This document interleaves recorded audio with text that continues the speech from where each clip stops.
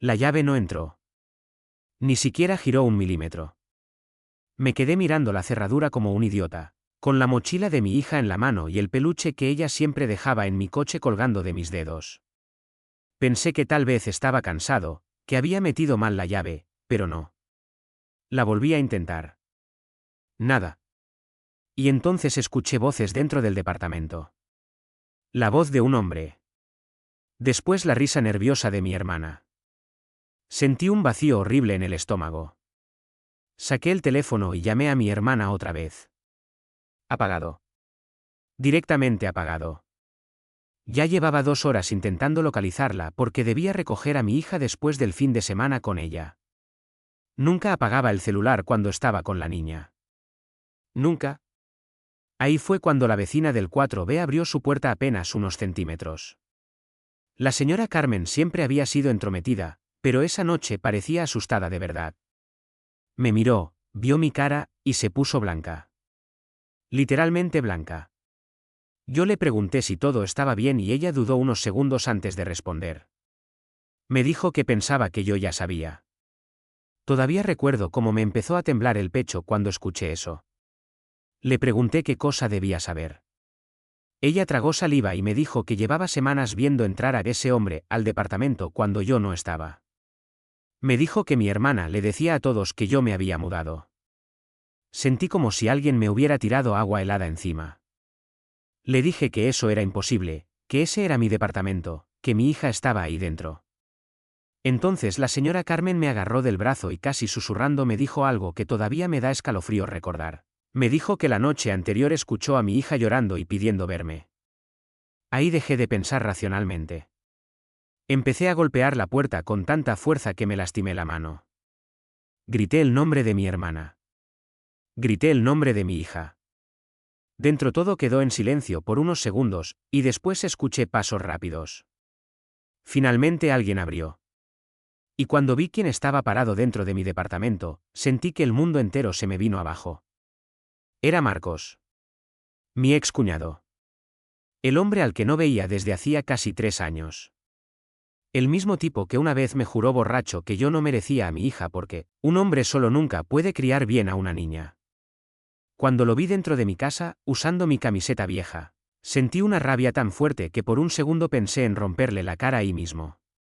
Él abrió apenas la puerta. Como si todavía creyera que tenía derecho a decidir quién entraba o no. Yo pregunté dónde estaba mi hija. Él respondió tranquilo. Demasiado tranquilo. Me dijo que estaba durmiendo. Esa calma me volvió loco. Le pregunté qué hacía en mi departamento. Él sonrió apenas y dijo que ya no era mi departamento. Ahí escuché a mi hermana gritar desde el fondo que no armara un escándalo. Ella apareció descalza en el pasillo. Tenía la cara cansada. Pero no parecía asustada. Parecía molesta de verme. Eso fue lo peor. Yo esperaba culpa. Vergüenza. Algo. Pero no. Ella me miró como si yo fuera el problema. Le pregunté por qué había cambiado la cerradura. Ella respondió que necesitaban de estabilidad. Todavía recuerdo esa palabra. ¿Estabilidad? Como si yo hubiera sido un desastre toda mi vida. Le dije que sacara inmediatamente a ese imbécil de mi casa. Ella respondió que llevaba meses pagando todo mientras yo trabajaba hasta tarde. Ahí entendí que esto no era improvisado. Lo tenían preparado. Todo. La cerradura. La historia para los vecinos. El celular apagado. Incluso las maletas que vi junto al sofá. Entonces escuché la voz de mi hija. ¿Bajita?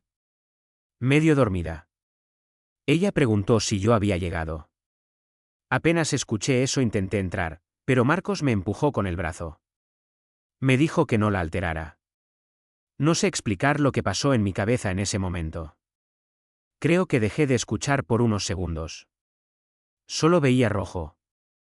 Lo agarré de la camiseta y lo estampé contra la pared.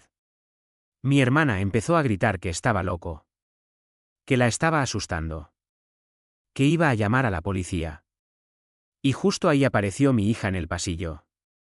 Con su pijama rosa. abrazando el peluche que yo le había regalado cuando cumplió 5 años. Nunca voy a olvidar su cara. Me miró como si hubiera estado esperando horas por mí. Corrió hacia la puerta y me abrazó tan fuerte que casi me rompe. Me dijo que pensó que yo no iba a volver. Eso me destruyó. Le pregunté quién le había dicho eso. Ella miró directamente a mi hermana. Mi hermana bajó la mirada. Ahí entendí que le habían estado mintiendo a mi hija. Durante semanas. Tal vez meses. Le estaban metiendo en la cabeza que yo iba a desaparecer. Que la iba a abandonar. Sentí náuseas. Literalmente náuseas. Mi hija empezó a llorar y me dijo que no quería quedarse ahí cuando el señor Marcos dormía en el sillón porque le daba miedo cuando gritaba. Todo quedó en silencio. Mi hermana se puso pálida. Marcos inmediatamente dijo que la niña exageraba. Yo me agaché y le pregunté tranquilo qué había pasado. Ella dijo que una noche Marcos había roto un vaso y empezó a golpear la mesa porque estaba borracho. Dijo que mi hermana también lloró. Y después dijo algo que todavía me despierta de madrugada. Mi hija dijo que escuchó a Marcos preguntarle a mi hermana cuánto tiempo faltaba para sacar al papá completamente de en medio. Te juro que el aire desapareció de la habitación. Mi hermana empezó a decir que la niña había entendido mal. Marcos se puso agresivo y dijo que yo estaba manipulando todo. Pero ya era tarde. Porque en ese momento vi miedo real en los ojos de mi hermana. No hacia mí. Hacia él. Y eso cambió todo. Porque por primera vez entendí que mi hermana no solo estaba traicionándome. También estaba atrapada en algo mucho más oscuro de lo que yo imaginaba.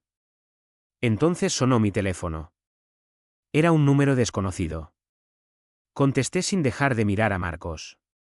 Y la voz que escuché al otro lado me dejó helado. Era un abogado. El abogado de mi hermana. Y me llamó justo para informarme que ella había iniciado un proceso para solicitar la custodia temporal de mi hija. Me quedé congelado con el teléfono en la mano.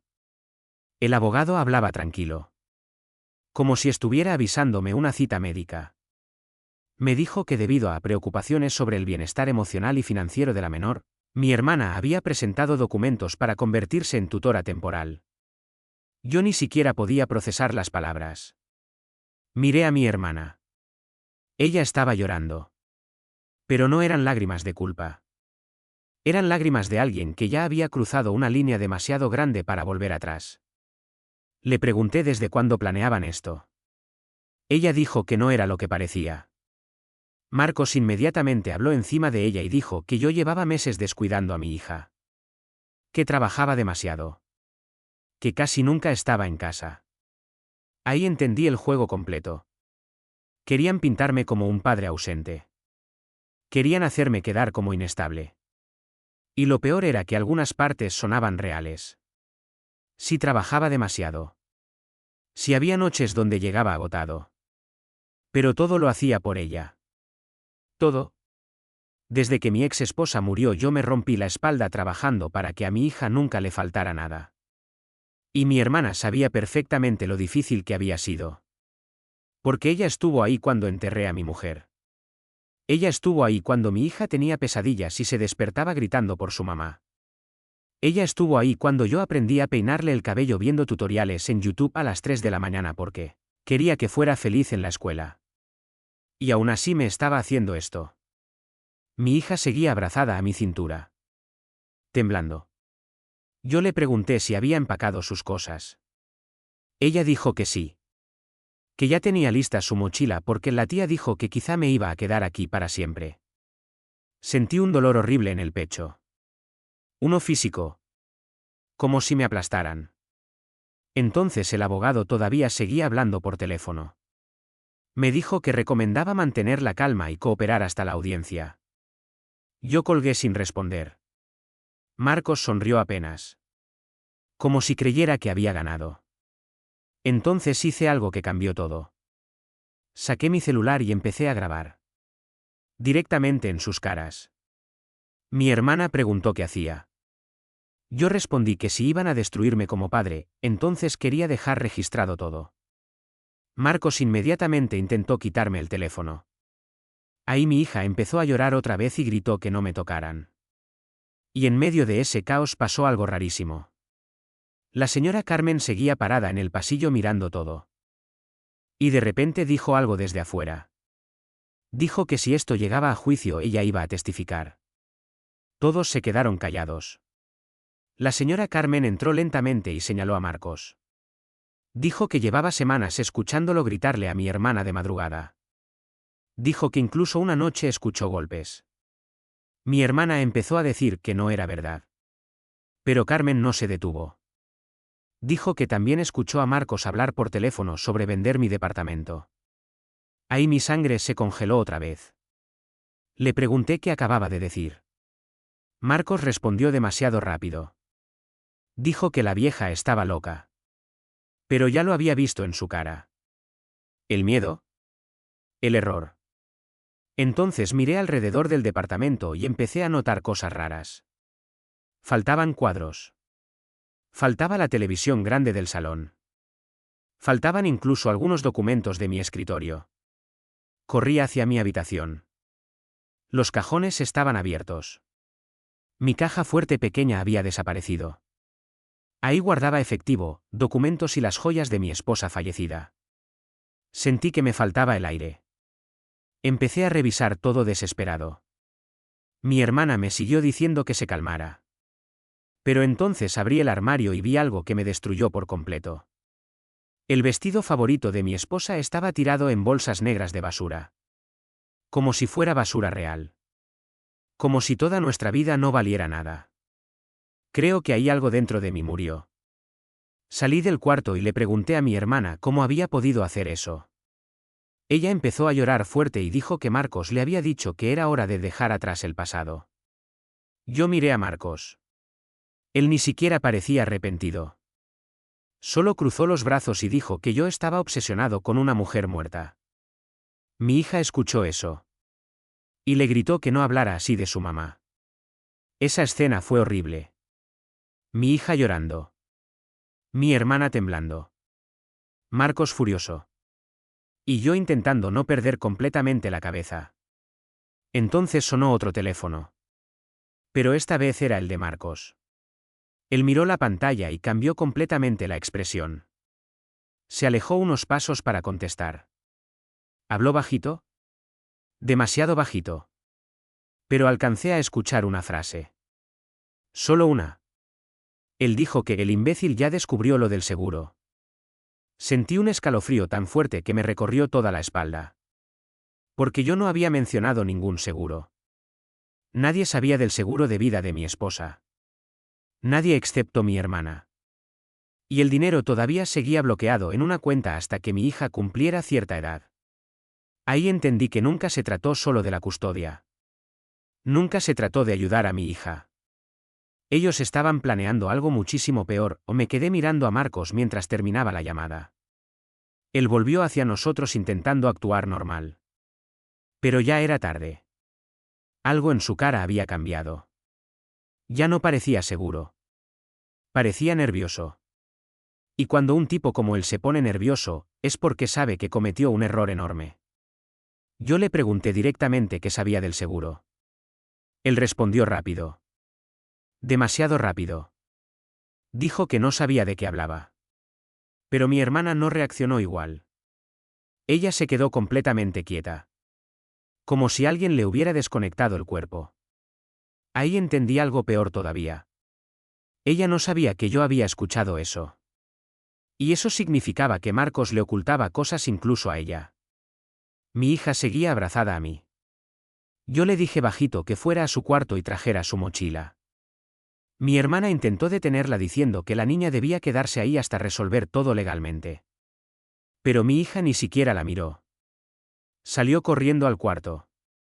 Y eso hizo que Marcos explotara. Empezó a gritar que yo estaba secuestrando a la niña. Imagínate escuchar eso dentro de tu propia casa.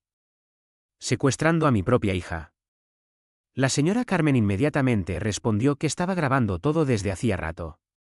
Marcos se quedó callado un segundo. Solo un segundo.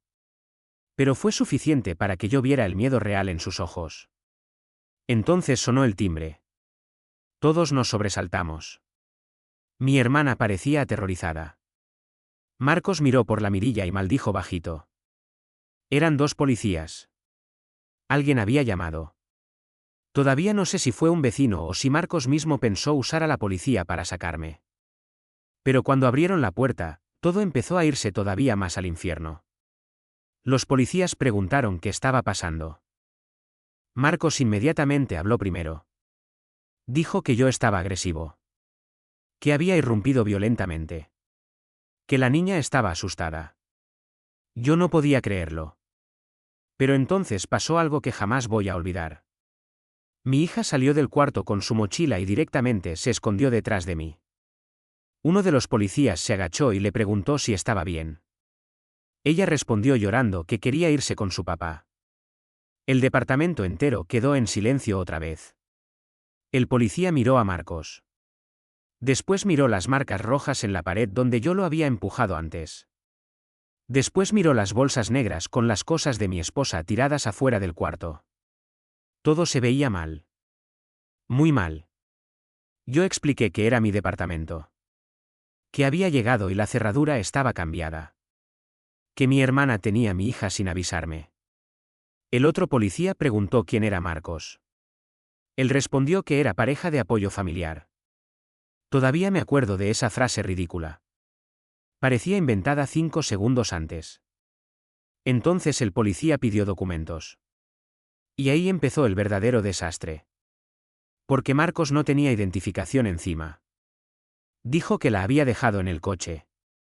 Pero cuando uno de los policías pidió su nombre completo para verificar antecedentes, la expresión del oficial cambió apenas unos segundos después de escuchar la respuesta por radio. Ese cambio fue pequeño. Pero yo lo noté. Todos lo notamos. El policía miró a Marcos y preguntó si tenía una orden pendiente en otra provincia. Mi hermana se quedó helada. Literalmente helada. Marcos empezó a ponerse agresivo otra vez. Dijo que eso no tenía nada que ver. Que era un error antiguo. Pero el oficial ya había cambiado completamente el tono. Le pidió que pusiera las manos visibles. Mi hermana empezó a preguntar qué estaba pasando. Nadie le respondía. Entonces el policía dijo algo que hizo que mi hermana casi se desplomara.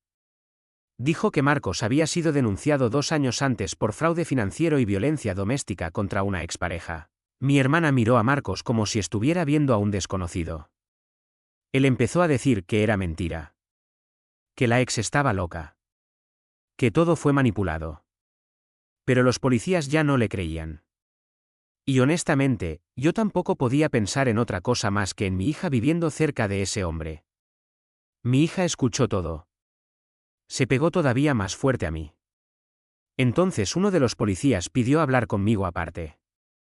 Salimos al pasillo. Él me preguntó si yo tenía pruebas de propiedad del departamento y documentos de custodia. Yo le dije que sí.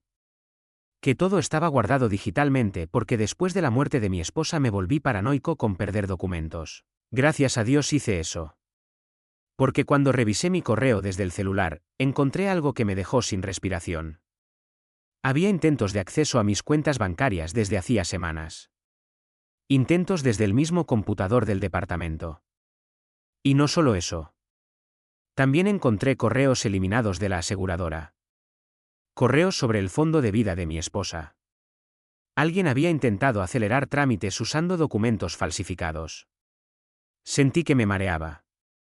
El policía me preguntó si estaba bien. Yo apenas podía hablar. Porque en ese momento entendí que no querían solo mi casa. Ni solo a mi hija. Querían el dinero de mi esposa muerta. Y probablemente pensaban que si conseguían la custodia temporal podrían controlar todo lo demás después. Volvimos al departamento. Y justo cuando entré, escuché a mi hermana gritando. Pero no me gritaba a mí. Le gritaba a Marcos. Le preguntaba desde cuándo tenía antecedentes. Desde cuándo había estado mintiendo. Marcos intentó acercarse a ella y ella retrocedió aterrorizada. Entonces dijo algo que me heló la sangre completamente. Mi hermana gritó que él le había prometido que el accidente de mi esposa no había sido culpa suya. El mundo entero se detuvo. Te juro que por un segundo dejé de respirar. Porque mi esposa no murió enferma. Murió en un accidente de coche. Uno que siempre nos dijeron que fue causado por un conductor borracho que nunca encontraron. Y cuando escuché a mi hermana decir eso, entendí que esta historia era muchísimo más oscura de lo que jamás imaginé. Nadie habló durante varios segundos. Ni los policías. Ni la señora Carmen. Ni siquiera Marcos. El silencio fue tan pesado que podía escuchar a mi hija respirando detrás de mí. Yo miré a mi hermana esperando que dijera que me había equivocado. Que había hablado mal. Que todo era una locura. Pero no. Ella empezó a llorar de una forma horrible. Como alguien que llevaba demasiado tiempo guardando algo dentro. Marcos inmediatamente intentó acercarse a ella otra vez. Le dijo que se calmara. Que estaba confundida. Pero mi hermana ya no parecía escucharle. Lo señaló temblando y dijo que él le contó una noche, borracho, que conocía al hombre que chocó el coche de mi esposa. Sentí que el suelo desaparecía debajo de mí. Los policías intercambiaron miradas. Uno de ellos empezó a grabar con la cámara corporal más cerca. Yo apenas podía mantenerme de pie. Mi esposa murió hace 4 años. 4 años creyendo que fue un accidente al azar. 4 años explicándole a mi hija por qué mamá no iba a volver. Y ahora estaba escuchando esto dentro de mi propia casa. Mi hermana dijo que Marcos siempre cambiaba la historia cuando ella le preguntaba. A veces decía que solo escuchó rumores. Otras veces decía que conocía al conductor. Y una noche le confesó que el choque nunca debió terminar así. Esas palabras me atravesaron el pecho. Yo pregunté directamente qué significaba eso. Marcos respondió furioso. Dijo que mi hermana estaba histérica. Que estaba inventando todo porque quería salvarse. Pero algo en sus ojos cambió. Ya no parecía arrogante. Parecía atrapado. Entonces uno de los policías preguntó el nombre del supuesto conductor. Marcos se quedó callado. Y ese silencio dijo más que cualquier respuesta. Mi hermana empezó a hablar rapidísimo. Como si tuviera miedo de no poder detenerse después. Dijo que hace unos meses encontró mensajes en el celular de Marcos. Conversaciones borradas. Fotos de documentos. Papeles del seguro. Incluso fotos viejas del coche destruido de mi esposa. Ella dijo que cuando lo enfrentó, él le juró que solo estaba protegiéndola. Que todo el dinero debía quedarse en la familia correcta. Ahí me di cuenta de algo horrible. Mi hermana nunca planeó esto sola. Marcos la manipuló desde el principio. Y probablemente la estuvo usando para acercarse a mí y a mi hija. Mi cabeza daba vueltas. Entonces recordé algo. Algo que llevaba años enterrado en mi memoria. La semana antes del accidente, mi esposa me había dicho que alguien la seguía. Lo dijo una sola vez. Yo no le di importancia. Pensé que era ansiedad. Porque después de tener a nuestra hija ella se volvió muy nerviosa cuando conducía sola. Pero ahora todo sonaba distinto. Empecé a sentir frío. Un frío horrible. Los policías separaron a Marcos del resto. Él seguía negándolo todo. Pero ya estaba perdiendo el control. Gritó que nadie tenía pruebas. Que todos eran unos paranoicos. Y justo ahí mi hija dijo algo bajito. Algo tan simple que destruyó completamente la situación. Ella dijo que reconocía a Marcos de antes. Todos la miramos. Yo me agaché y le pregunté qué quería decir. Mi hija respondió que lo había visto una vez hablando con mamá en el estacionamiento del supermercado. Antes del accidente. Se me detuvo el corazón. Mi hija tenía solo 4 años cuando murió su madre. Nunca hablaba de esos recuerdos porque casi no conservaba memoria de esa época. Pero ahora estaba describiendo detalles. Dijo que mamá parecía asustada. Dijo que cuando Marcos se fue, mamá lloró dentro del coche. Mi hermana empezó a temblar todavía más fuerte. Y yo sentí una mezcla de rabia y culpa tan brutal que pensé que iba a vomitar. Porque si eso era cierto, entonces hubo señales. Señales que nunca vi. Entonces uno de los policías recibió una llamada por radio. Su expresión cambió inmediatamente. Preguntó otra vez el apellido completo de Marcos. Después lo miró fijamente y dijo que necesitaban llevarlo a la comisaría para interrogarlo sobre un caso abierto relacionado con fraude y posible conexión con una investigación anterior de homicidio vehicular. La palabra homicidio me atravesó como un cuchillo. Marcos explotó. Empezó a gritar que esto era una trampa.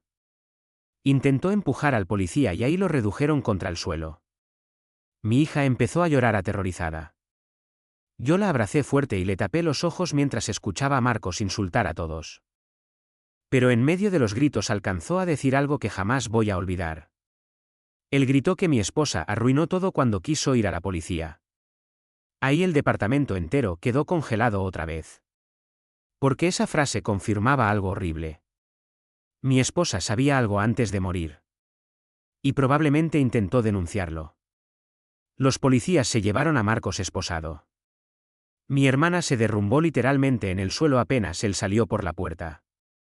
La señora Carmen llamó a una ambulancia porque mi hermana casi no podía respirar. Y yo seguía parado ahí. Sin moverme. Con mi hija abrazada a mí. Sintiendo que toda mi vida acababa de convertirse en una mentira. Entonces pasó algo todavía peor. Uno de los policías regresó unos minutos después. Me pidió hablar a solas. Fuimos al pasillo. Él parecía incómodo. Muy incómodo. Me dijo que habían revisado rápidamente los antecedentes del caso del accidente de mi esposa. Y que había algo raro. Muy raro. El conductor supuestamente nunca fue identificado porque las cámaras cercanas fallaron esa noche. Pero hace unos meses alguien intentó solicitar acceso al expediente completo usando el nombre de mi hermana. Sentí un vacío brutal en el estómago. El policía dijo que probablemente necesitaban reabrir la investigación. Y justo cuando pensé que ya no podía escuchar nada peor, me preguntó si yo conocía a un hombre llamado Esteban Ruiz. Ese nombre me golpeó como un martillo. Porque Esteban Ruiz era el ex socio de mi esposa. El hombre que desapareció 2 semanas después de su funeral sin dejar rastro. Cuando escuché el nombre de Esteban Ruiz sentí que el corazón me dio un golpe seco. Hacía años que no escuchaba ese nombre. Después del funeral de mi esposa, Esteban simplemente desapareció. Nadie volvió a verlo. Ni amigos. Ni clientes. Ni siquiera su propia familia sabía dónde estaba. En ese momento todos pensamos que no soportó la culpa. Porque él era quien debía acompañar a mi esposa aquella noche y canceló a último momento. Siempre nos pareció raro. Pero después del accidente había tanto dolor que dejamos de hacer preguntas. El policía me preguntó por qué reaccioné así. Yo le expliqué quién era Esteban. El oficial entonces sacó una libreta pequeña y me dijo algo que me dejó helado. Me dijo que el nombre de Esteban apareció varias veces en transferencias bancarias relacionadas con Marcos. Transferencias hechas meses antes y meses después del accidente. Sentí un mareo horrible. Porque eso significaba que Marcos y Esteban se conocían. Y si se conocían, entonces nada de esto era casualidad. Absolutamente nada. Entré otra vez al departamento sintiendo que apenas podía respirar. Mi hermana seguía sentada en el suelo. Con la cara destruida. La ambulancia todavía no llegaba. Mi hija estaba cansadísima. Se había quedado dormida abrazada a mí en el sofá. Y yo solo podía pensar en una cosa. ¿Qué sabía realmente mi esposa antes de morir? Empecé a recordar pequeñas cosas. Detalles absurdos que uno ignora en el momento. Recuerdo que semanas antes del accidente ella empezó a cambiar contraseñas. Cerraba la laptop apenas yo entraba a la habitación. Una vez incluso me pidió que si algo le pasaba cuidara los documentos azules. En ese momento pensé que hablaba del seguro. Nunca encontré ningún documento azul después de su muerte. Y ahora todo regresaba de golpe. Entonces mi hermana levantó la mirada y me dijo algo bajito. Me preguntó si todavía guardaba el reloj de mi esposa. Yo fruncí el ceño. Le dije que sí. Estaba guardado en una caja desde el funeral porque nunca tuve fuerza para tocarlo otra vez. Mi hermana empezó a llorar más fuerte. Me dijo que mi esposa escondía cosas dentro de ese reloj. Ahí sentí otro escalofrío recorriéndome entero. Le pregunté qué demonios significaba eso. Mi hermana respondió que una noche, poco antes del accidente, escuchó a mi esposa decir que si algo ocurría, él sabrá dónde mirar. Yo apenas entendía lo que decía. Todo sonaba como una pesadilla. Entonces llegó la ambulancia. Mientras revisaban a mi hermana, uno de los policías se acercó otra vez y me pidió no salir de la ciudad durante los próximos días. Dijo que seguramente iban a necesitar declaraciones formales. Yo asentí sin escuchar realmente. Mi cabeza estaba en otro lugar. En el reloj. En los documentos azules. En Esteban. En Marcos. En mi esposa llorando sola dentro de un coche mientras yo pensaba que todo estaba bien. Esa culpa empezó a comerme vivo. Después de casi una hora finalmente pude salir de ahí con mi hija. Eran casi las 3 de la mañana. Ella iba dormida en mis brazos mientras caminaba hacia el coche. Y justo antes de entrar, la señora Carmen me detuvo. Miró alrededor para asegurarse de que nadie escuchara y me entregó una llave pequeña. Oxidada. Antigua. Me dijo que la encontró días antes en el pasillo. Cerca de la puerta de mi departamento. Y que vio a Marcos buscándola desesperado una noche. Le pregunté de qué era la llave. Ella respondió que no sabía. Pero después añadió algo rarísimo. Dijo que escuchó a Marcos decir por teléfono que si el idiota encuentra el depósito, estamos muertos. ¿Depósito? Esa palabra me quedó clavada en la cabeza todo el camino a casa. Cuando llegamos, acosté a mi hija en mi cama porque no quería dejarla sola ni un segundo. Ella se despertó apenas un momento y me preguntó si mamá estaría orgullosa de mí. Te juro que casi me rompe por dentro escuchar eso. Le dije que sí. Que muchísimo. Ella sonrió apenas y volvió a dormirse. Y yo me quedé sentado al borde de la cama sintiendo que me ahogaba. Entonces recordé el reloj. Fui directamente al armario donde guardaba las cosas de mi esposa. Abrí la caja lentamente. El reloj seguía ahí. Era uno viejo. Plateado. Nada especial. O eso creía. Lo giré varias veces hasta que noté algo raro en la parte trasera. Una pequeña marca. Como una ranura escondida. Usé un cuchillo pequeño para intentar abrirla. Y cuando finalmente cedió, encontré una tarjeta de memoria diminuta escondida dentro. Sentí que las manos empezaban a temblarme. Corrí hacia la laptop. La conecté. Había varios archivos de audio. Fotos. Documentos escaneados. Y una carpeta titulada simplemente con una fecha. La fecha del accidente. Abrí primero un audio. Era la voz de mi esposa. Sonaba aterrorizada. Ella decía que si alguien escuchaba eso era porque ya no confiaba en nadie. Decía que descubrió movimientos de dinero ilegales en la empresa donde trabajaba con Esteban. Millones desapareciendo a través de cuentas falsas. Después mencionó un nombre. El nombre de Marcos. Mi corazón empezó a latir tan fuerte que pensé que iba a desmayarme. Mi esposa explicaba que Marcos era amigo de Esteban desde antes. Y que ambos estaban usando empresas fantasma para lavar dinero. Ella dijo que cuando amenazó con denunciar todo, Esteban intentó convencerla de callarse. Pero Marcos fue peor. Ella dijo que Marcos le advirtió que los accidentes ocurren todos los días. Sentí que el aire desaparecía completamente de la habitación. Porque eso ya no era sospecha.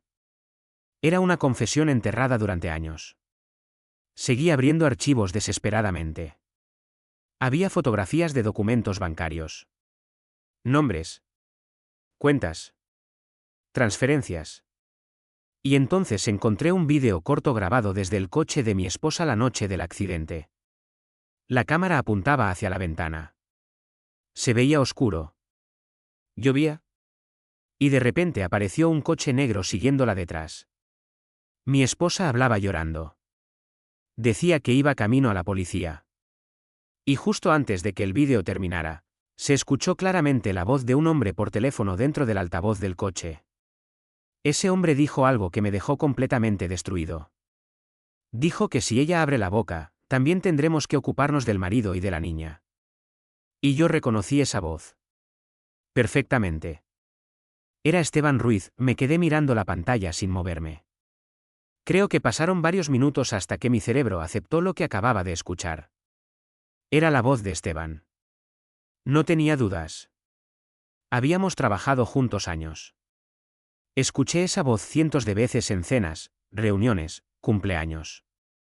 Y ahora estaba ahí, amenazando a mi familia antes de que mi esposa muriera. Sentí una mezcla tan fuerte de rabia y culpa que empecé a temblar entero. Porque mientras yo lloraba la muerte de mi esposa durante años, esos hijos de puta seguían vivos. Caminando tranquilos. Planeando robarle el dinero a mi hija. Me levanté de golpe y casi tiro la laptop. Mi primera reacción fue ir directo a la policía esa misma noche. Pero entonces pasó algo que me frenó completamente. Escuché un ruido afuera de la casa. Seco. Metálico. Como una puerta de coche cerrándose. Miré por la ventana y vi un auto negro estacionado frente a mi edificio. Con las luces apagadas. Sentí el mismo frío horrible que había sentido escuchando el audio de mi esposa. Porque el coche se parecía muchísimo al del vídeo. Apagué inmediatamente las luces del salón. Mi corazón latía tan fuerte que pensé que iban a escucharlo desde afuera. Me acerqué despacio a la ventana otra vez. Y entonces vi algo peor. Había alguien sentado dentro del coche mirando directamente hacia mi edificio. No podía verle la cara. Solo la silueta. Pero estaba quieto. Como esperando. Corrí hacia la habitación y cerré la puerta con seguro. Mi hija seguía dormida. Abracé el teléfono con una mano y el bate viejo de béisbol que guardaba en el armario con la otra. Te juro que nunca me había sentido tan vulnerable en mi vida. Entonces sonó mi celular. Número desconocido. Otra vez. No quería contestar. Pero lo hice. Y apenas acerqué el teléfono escuché una respiración lenta del otro lado. Después una voz masculina habló bajito. Demasiado tranquila. Me dijo que debía dejar de revisar cosas que no entendía. Sentí que el estómago se me dio vuelta. Pregunté quién era. El hombre respondió que si quería que mi hija creciera con un padre vivo, debía olvidar todo lo relacionado con mi esposa. Colgó. Así. Sin más. Me quedé paralizado. Después escuché el motor del coche arrancando abajo. Corrí a la ventana y vi el auto alejarse lentamente. No pude dormir el resto de la noche. Me quedé sentado junto a la cama de mi hija viendo la puerta. Con el bate apoyado entre las piernas. Esperando cualquier ruido. Y cuanto más pensaba, más aterrador se volvía todo.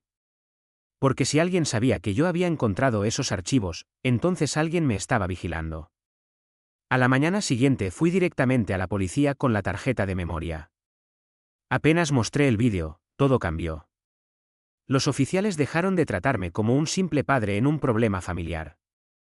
De repente había detectives. Preguntas. Gente entrando y saliendo de oficinas. Uno de ellos me pidió repetir exactamente lo que pasó la noche anterior. Otro empezó a copiar los archivos inmediatamente. Y cuando escucharon la amenaza contra mi hija, el ambiente entero se volvió muchísimo más serio. Me dijeron que probablemente necesitábamos protección temporal. Protección. Imagínate escuchar eso por culpa de personas que conocías. Entonces entró un detective mayor. Canoso. Cara agotada. Se presentó como Salgado. Apenas escuchó el nombre de Esteban Ruiz levantó la cabeza de golpe. Me preguntó cómo conocía ese nombre. Le conté todo. Y el tipo se quedó callado varios segundos antes de responder. Después me dijo algo que me dejó completamente helado. Esteban Ruiz no había desaparecido. Llevaba años siendo investigado en secreto por lavado de dinero y corrupción empresarial. Pero siempre escapaba antes de que pudieran atraparlo. Cambiaba nombres. Empresas. Países. Era prácticamente un fantasma. Sentí rabia instantánea. Le pregunté entonces por qué nunca investigaron más la muerte de mi esposa. El detective bajó la mirada apenas un segundo. Y ahí entendí algo horrible antes de que hablara. Había gente comprada. El detective admitió que años atrás desaparecieron pruebas del caso. Informes incompletos. Cámaras dañadas misteriosamente. Incluso un testigo que retiró su declaración de un día para otro. Mi sangre hervía. Porque mientras yo sufría, alguien había estado cubriendo todo. Entonces pregunté algo que llevaba horas atormentándome. Pregunté dónde estaba Esteban ahora. El detective respondió que no lo sabían. Pero añadió algo peor todavía. Dijo que hace 3 meses hubo movimientos financieros vinculados a cuentas antiguas de Esteban. Movimientos hechos desde mi ciudad. Eso significaba una sola cosa. Estaba cerca. Tal vez llevaba cerca todo este tiempo. En ese momento mi teléfono vibró otra vez. Era mi hermana. Dudé unos segundos antes de contestar. Ella sonaba destruida. Llorando. Me dijo que necesitaba verme urgente. Yo respondí frío. Le dije que después de lo que hizo no sabía si quería volver a verla nunca más. Pero entonces dijo algo que me hizo cambiar inmediatamente. Me dijo que encontró una caja escondida entre las cosas de Marcos. Una caja llena de fotografías de mi familia. Fotos nuestras entrando a la escuela de mi hija. Fotos mías trabajando. Fotos de mi esposa antes del accidente. Sentí un escalofrío brutal. Mi hermana seguía llorando y dijo que también encontró un sobre con mi nombre. Le pregunté qué había dentro. Ella respondió temblando que había documentos falsos. Seguros de vida modificados. Formularios de tutela. Y una hoja escrita a mano con una frase subrayada varias veces. Ella me leyó la frase en voz alta. Decía, primero aislar al padre. Después convencer a la niña. Se me heló la sangre. Porque eso significaba que todo fue planeado desde mucho antes de que Marcos apareciera de nuevo en nuestras vidas. Y justo cuando iba a preguntarle dónde estaba ahora, escuché un golpe fuerte del otro lado de la llamada. Mi hermana gritó aterrorizada. Después escuché una voz masculina dentro de la casa. Y esa voz no era la de Marcos. Era otra. Más grave. Más vieja. Y dijo algo que todavía me persigue. Dijo que ella ya habló demasiado. Después la llamada se cortó, me quedé mirando el teléfono después de que la llamada se cortó. Sentía las manos heladas. El detective Salgado reaccionó inmediatamente. Me preguntó la dirección de mi hermana y salió corriendo dando órdenes por radio. Todo pasó rapidísimo. 2 patrullas. Sirenas. Gente moviéndose por todas partes. Y yo solo podía pensar en una cosa. Si ese hombre estaba ahí, entonces Esteban nunca había desaparecido realmente. Llegamos al edificio de mi hermana en menos de 10 minutos. Pero para mí se sintieron como horas. Cuando subimos al departamento, la puerta estaba abierta. Igual que la noche anterior. Esa imagen todavía me persigue. La puerta moviéndose apenas. El silencio absoluto. Y el departamento completamente destrozado. Cajones tirados. Vidrios rotos. Papeles por todos lados. Mi hermana estaba en el suelo de la cocina llorando. ¿Viva? Gracias a Dios viva. Tenía un golpe fuerte en la cara. Apenas me vio empezó a pedir perdón una y otra vez. Dijo que nunca quiso hacerme daño. Que Marcos la manipuló desde el principio. Que le llenó la cabeza diciendo que yo estaba perdiendo el control después de la muerte de mi esposa. Que necesitaba ayuda. Pero después todo cambió. Marcos empezó a obsesionarse con el dinero. Con la custodia. Con los documentos. Y ella ya tenía miedo de salir. Yo quería odiarla. Te juro que quería. Pero verla así, destruida, me hizo entender que también había sido usada. Entonces el detective preguntó quién estuvo ahí. Mi hermana respondió temblando que era Esteban. Dijo que acababa de llevarse la caja con las fotografías y los documentos. Pero que dejó algo atrás porque salió apurado cuando escuchó las sirenas acercándose. Señaló debajo del sofá. Uno de los policías sacó un celular viejo. Apagado. Destrozado por fuera. Pero la tarjeta todavía estaba intacta. Horas después descubrimos que ese teléfono fue el final de todo. Ahí estaban las conversaciones completas. Marcos. Esteban. Transferencias. Fotos del coche de mi esposa. Planes para manipular la custodia de mi hija. Incluso mensajes hablando de eliminar problemas si yo empezaba a sospechar demasiado. Pero hubo un mensaje que destruyó completamente el caso. Uno enviado la noche exacta del accidente. Esteban escribió que el golpe debía asustarla, no matarla. Cuando leí eso sentí algo imposible de explicar. Porque confirmó lo peor. Mi esposa no murió en un accidente aleatorio. Intentaron callarla.